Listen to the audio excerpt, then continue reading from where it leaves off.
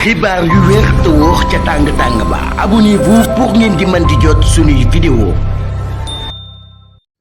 jërë ngeen jëf ci ànd ak ñun ci chaîne bii di Buzz 221 HD ñàgg ab soirée bu doy waar loolu moo fi xew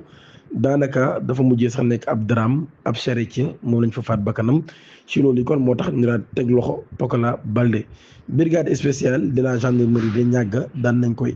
informé mercredi ci ngoon par infirmerie chef des postes de Sangalkam génn ko àdduna kii ñu wax Ali ñu naan ko Thiès muy ab dawalkatu saret boo xam ni 33 ans la am mu nga dëkk ca Pikine bu ñu sukkandikoo ci source yu Seneweb soirée bi nag daal jamono boo xamee ni dafa commencé ki nga xam ni moo di Ali ak ñett ñi mu àndaloon P Mbay di Pokola Baldé di am mbër daal ci bokkoon ñu nekkoon ci baar bi ñuy wax c'est Roméo ci cité Tawfekh de ñàgg ci loolu fa lañ nekkoon kon di consommer li nga xam ne moo di alcool maanaam naan sàngara waaye ci loolu ci ab xuloo boo xam nag moo éclaté ak ku ñuy wax Babacar di ko dëkk ci quartier boobee nag daal ginnaaw ay témoignages yoo xam ne daan nañ koy jot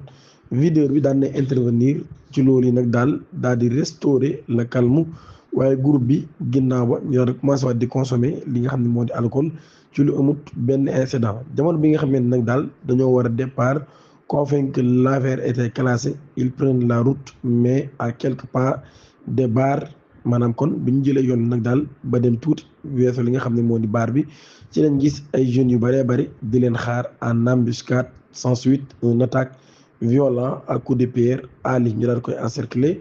roué des coups et laissé dans un état critique ginnaaw ba ci lañ ko yóbbu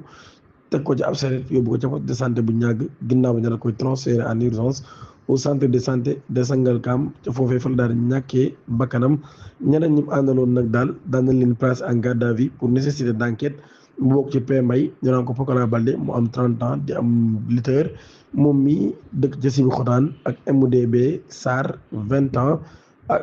entraîneur joker de quartier ñàgg frontière ak M Camara 28 ans entraîneur joker de quartier Fouta de ñàgg ab réquisition nag daal personne qualifiée a été établie pour déterminer les causes exactes du décès le corps de Ali alias Thier daan nañ koy déposé ca morgue hôpital Youssou Mbergane des Rufisques procureur Cheikh Diakhoumpa ci boobu nag daal daan nañ koy informé ci mbir yooyu nga xam ni daan nay xew